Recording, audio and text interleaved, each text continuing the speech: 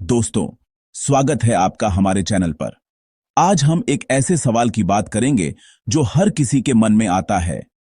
आखिर क्यों कुछ देशों में टैक्स इतना ज्यादा है और कुछ में इतना कम? खासकर यूरोप के वेलफेयर स्टेट्स में लोग अपनी कमाई का बड़ा हिस्सा टैक्स में क्यों देते हैं? डेनमार्क जैसे देशों में टैक्स इतना ऊंचा क्यों है और इसके बदले में लोगों को क्या मिलता है? वहीं दुबई जैसे देशों में टैक्स लगभग ना के बराबर क्यों है? तो चलिए जानते हैं कि यूरोपीय वेलफेयर स्टेट्स में टैक्स इतना ज्यादा क्यों लिया जाता है और इसके पीछे की दिलचस्प वजहें क्या हैं। पहला कारण, पब्लिक सर्विस की उम्मीद।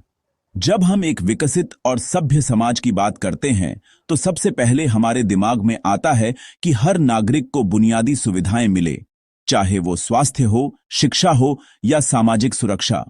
यूरोपीय वेलफेयर स्टेट्स में नागरिक universal health care, free education और मजबूत सोशल सुरक्षा को अपना जन्मसिद्ध अधिकार मानते हैं। यहाँ के लोग मानते हैं कि कोई भी बीमार हो, बूढ़ा हो या आर्थिक रूप से कमजोर हो, उसे मदद मिलनी ही चाहिए। बच्चों को अच्छी शिक्षा मिले, बुजुर्गों को पेंशन मिले और हर किसी को इलाज की चिंता न करनी पड़े। यही इन देशों की सोच है।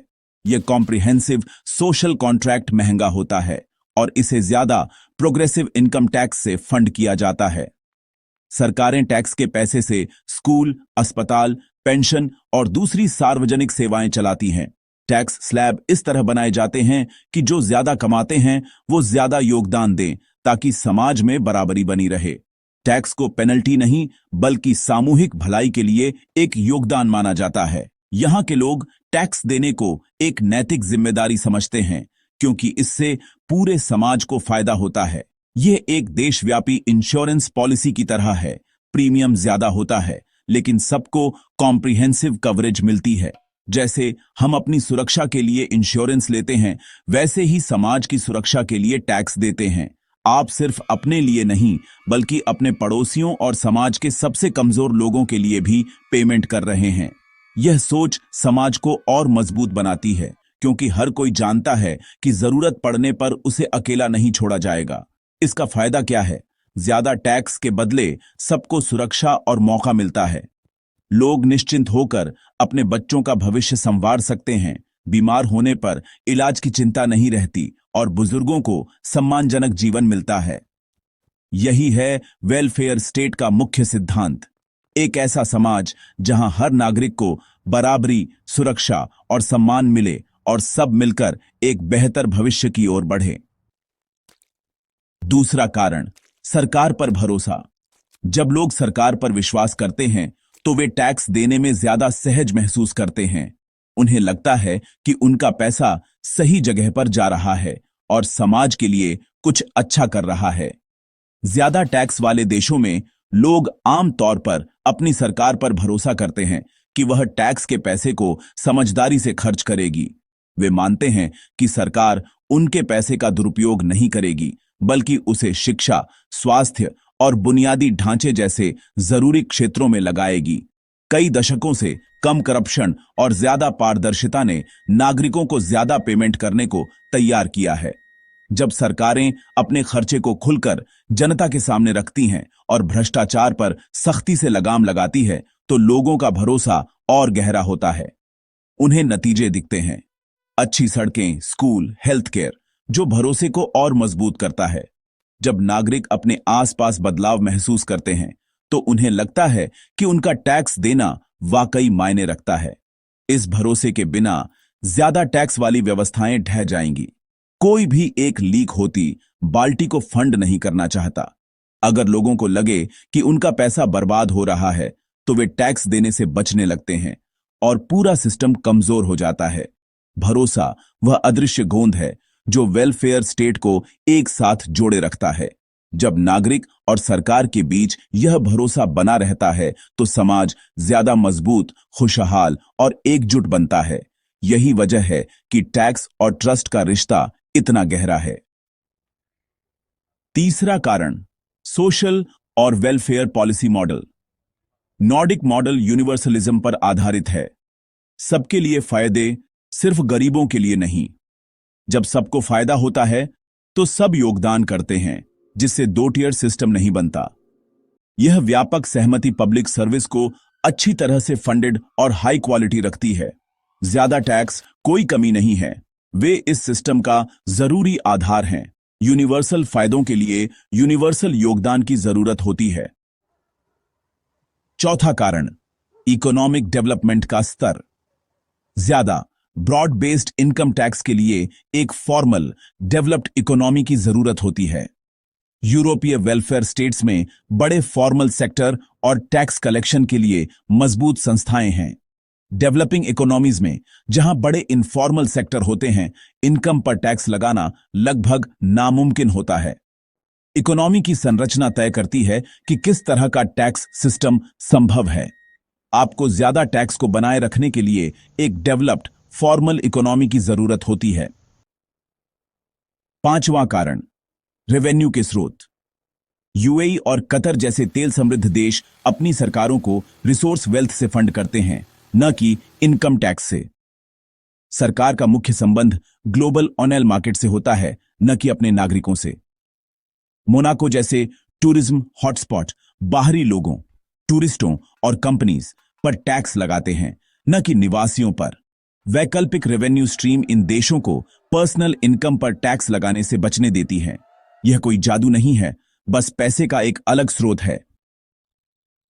छठा कारण, टैक्स बेस की चौड़ाई। ज्यादा टैक्स वाले देश एक ब्रॉड टैक्स बेस पर निर्भर करते हैं। लाखों लोग अपना हिस्सा देते हैं। मिडिल क्लास इसका इंजन है, जिससे रेवेन्यू स्थिर और अनुमानित रहता है। डेवलपिंग देशों में टैक्स बेस छोटा होता है, जिससे रेवेन्यू अस्थिर रहता है। चौड़ाई सिर्फ गहराई नहीं, यूरोपीय मॉडल की ताकत है। बहुत से लोगों से थोड़ा थोड़ा इकट्ठा होकर बहुत कुछ बन जाता है। चलो बात करते हैं पावर डायनामिक्स की। कौन किस पर निर्भर करता है? वेलफेयर स्टेट्स में सरकारें नागरिकों के टैक्स पर निर्भर करती हैं, जिससे जवाबदेही और प्रतिनिधित्व बनता है।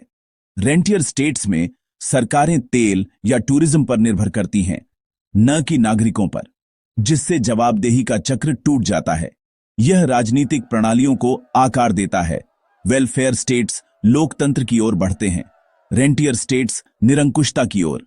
सरकार के रेवेन्यू का स्रोत नागरिकों के साथ संबंध को परिभाषित करता है। यह एक अलग राजनीतिक सौदा है। इतिहास मायने रखता है। यूरोपीय वेलफेयर स्टेट्स औद्योगिकरण, मजदूर आंदोलनों और निष्पक्षता के लिए युद्ध के बाद की सहमति से उभरे। तेल समृद्ध राज्यों को रिसोर्स की खोज से अचानक धन मिला, न कि नागरिकों पर टैक्स लगाने से। उनकी संस्थाएं धन के वितरण पर ध्यान केंद्रित करती हैं, न कि प्रतिनिधित्व बनाने पर। अलग अलग इतिहास आज की अलग अलग प्रणालियों को समझाते हैं, रास्ता मंजिल को आकार देता है। इन सिस्टम्स में रहना कैसा होता है?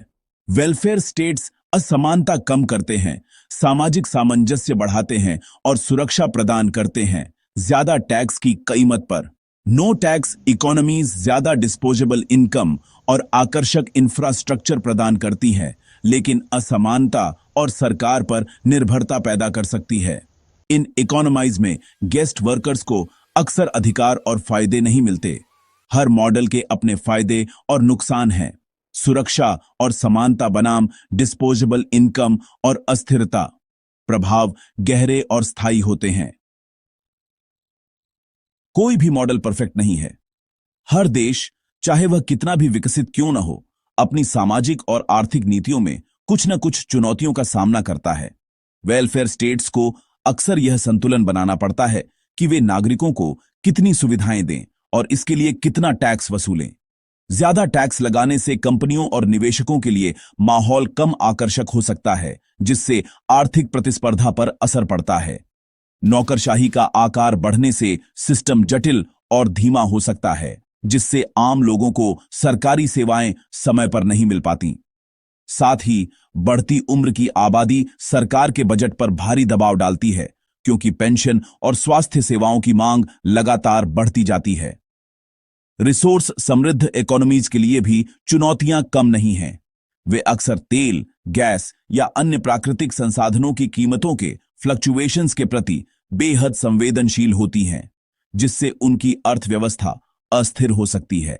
इसके अलावा इन देशों में सरकार की जवाबदेही और पारदर्शिता की कमी भी देखी जाती है, जिससे भ्रष्टाचार और गलत नीतियों का खतरा बढ़ जाता है। हर देश को निष्पक्षता, स्थिरता और आर्थिक गतिशीलता के बीच संतुलन बनाना पड़ता है। यह एक जटिल प्रक्रिया है जिसमें कई बार विरोधाभासी हितों को साधना पड़ता है। हर कोई, चाहे वह सरकार हो या आम नागरिक, वर्तमान जरूरतों और भविष्य के जोखिमों के बीच एक पतली रस्सी पर चलता है। कोई यूटोपिया नहीं है। हर सिस्टम में अपने अपने ट्रेड ऑफ्स होते हैं। असल सवाल यह है कि कौन सा देश अपने लोगों के लिए सबसे बेहतर संतुलन बना पाता है। भविष्य पत्थर पर नहीं लिखा है। वेलफेयर स्टेट्स सुधार कर रहे हैं, टॉप टैक्स दरों को कम कर रहे हैं, खपत और पर्यावरण टैक्स की ओर बढ़ रहे हैं और दक्षता की तलाश कर रहे हैं। तेल इकोनॉमीज विविधता ला रही है, वैट और कॉरपोरेट टैक्स पेश कर रही हैं और तेल बाद की दुनिया के लिए तैयारी कर रही हैं। दोनों मॉडल धीरे धीरे एक मध्य मार्ग की ओर बढ़ रहे हैं। अनुकूलन का दबाव बहुत ज्यादा है और बदलाव अनिवार्य है। टैक्स लैंडस्केप हर जगह बदल रहा है। भारत क्या सीख सकता है? टैक्स सिस्टम किसी देश के इतिहास, मूल्यों और सामाजिक अनुबंध को दर्शाते हैं। कोई एक साइज फिट्स ऑल नहीं है। भारत को अपने टैक्स बेस का विस्तार करना चाहिए, विश्वास बनाना चाहिए और पारदर्शी, प्रभावी खर्च सुनिश्चित करना चाहिए। लक्ष्य एक हाइब्रिड मॉडल जो एकजुटता को आर्थिक वास्तविकता के साथ संतुलित करता है। तय करें कि आप किस तरह का समाज चाहते हैं, फिर उसके अनुसार टैक्स सिस्टम बनाएं। तो भारत के लिए सही संतुलन क्या है? क्या हमें यूनिवर्सल सर्विस और ज्यादा टैक्स का लक्ष्य रखना चाहिए या अपनी वास्तविकता के लिए एक अनोखा मॉडल? टैक्स पर बहस वास्तव में हमारे सामूहिक भविष्य के बारे में बहस है। इंडिया के टैक्स सिस्टम के लिए अपनी विजन कमेंट्स में शेयर करें। चलो मिलकर भविष्य को आकार देते हैं।